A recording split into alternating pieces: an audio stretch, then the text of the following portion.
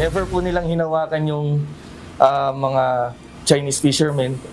Never sila gumamit ng force or hindi sila nagbato ng kahit anong projectile.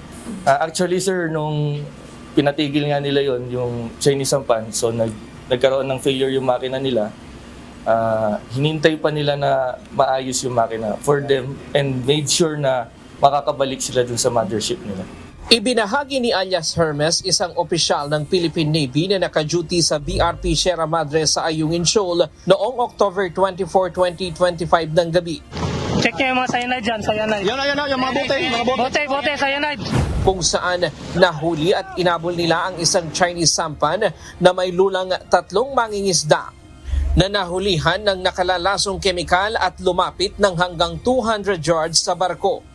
Nakita naman natin sa video sir na we asked them to stop, and kung ano lang din yung nakita namin by naked eye ng mga operators na nandun sa nag-intercept na Chinese sampan, yun lang din yung kinuha nila. Si alias Poseidon naman, July noong nakaraang taon, naaktuhan nila ang isang Chinese sampan sa Ayungin Shoal na may dalang nakalalasong kemikal. Saksi din ito kung gaano kaganda ang bahura noong unang madestino ito doon. Aniya, noong unang destino niya sa Ayungin, maayos pa ang coral, subalit namatay din ito paglipas ng panahon.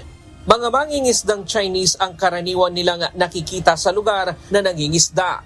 Dahil nag-positive sila na gumagamit ng sign, ma'am. Nakakalungkot, ma'am. Kasi yung Ayungin Shoal, ma'am, nakikita ko yung ilalim niyan.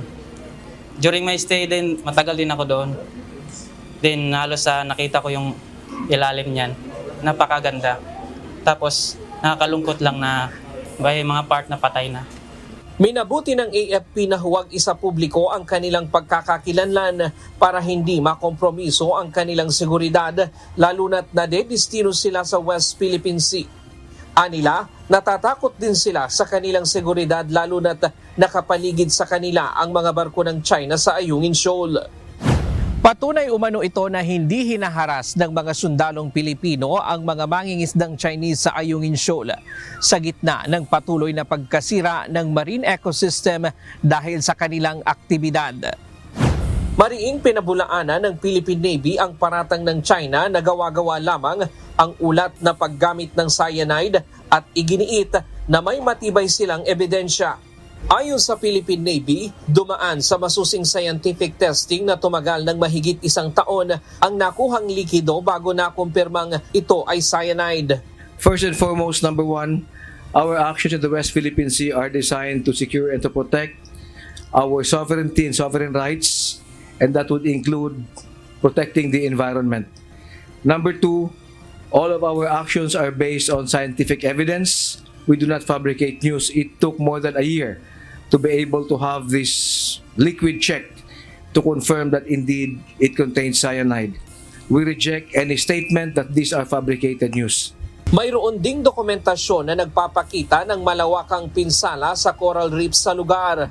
Bukod sa cyanide, naitala rin ang iba pang iligal na pangingisda tulad ng paggamit ng fine mesh net at malalaking lambat.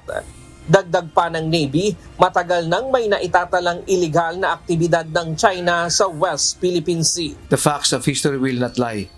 Since 1992, when we first noticed Chinese markers on the West Philippine Sea, until today, the facts on the ground are very clear.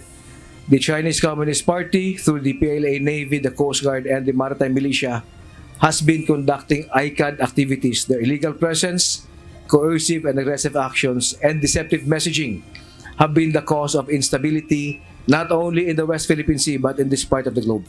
Ryan Lacanlale, UNTV News and Rescue. Diyos ang aming sandigan, serbisyo publiko ang aming pinahahalagahan.